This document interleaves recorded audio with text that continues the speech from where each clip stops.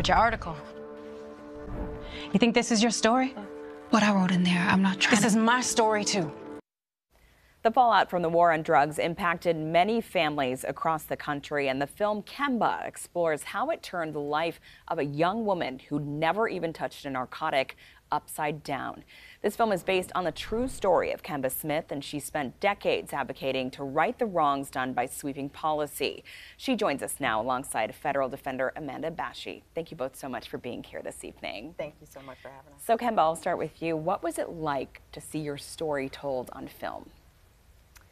It was surreal because it was years later, and I knew that as a first-time nonviolent drug offender, I was sentenced to 24.5 years as a first-time offender, and I gave birth to my son while I was incarcerated, and to have gotten through all of that, to come out, and I don't want to tell the whole film, but it was really surreal, but it was also poignant in the fact that I had a sense of survivor's guilt, and I hope that doing the movie would help humanize other people's stories, and where I could highlight people that are still struggling to come home as well. How old were you when this happened? I was 23 years old, and I was sentenced to 24.5 years in federal prison. For a nonviolent drug offense? For a nonviolent offense. I was a student and got caught up with in a relationship with a guy who was abusive, and didn't know how to get out of it, and things escalated, and basically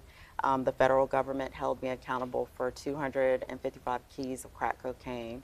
And even though the prosecutor said I never handled, used, or sold any of the drugs that were involved. But when I was released, there was a friend of mine who told me that I was going to be released, and her name is Michelle West, and her character is actually in the film. And so it's bringing it all around in the fact that we're in this moment, because I can remember being in this moment after the election in 2000. And there was only like 56 days before the transition of administration.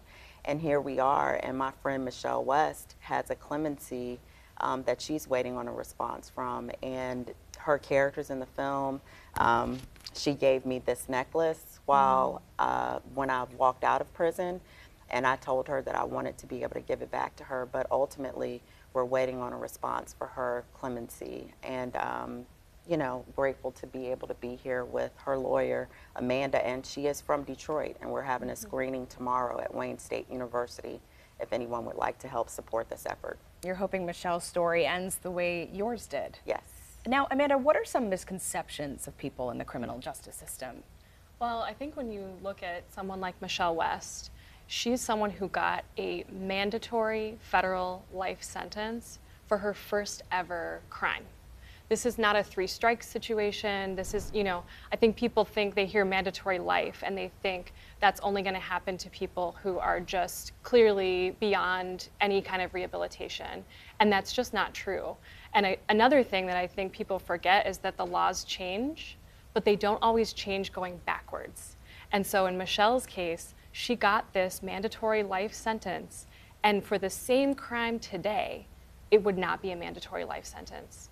But when the Supreme Court changed that law in 2005, they only changed it going forward and not backwards. And so that's why asking the president in the way we have to do some kind of mercy action, to have clemency for her, is really the only way to get this kind of relief for someone like Michelle.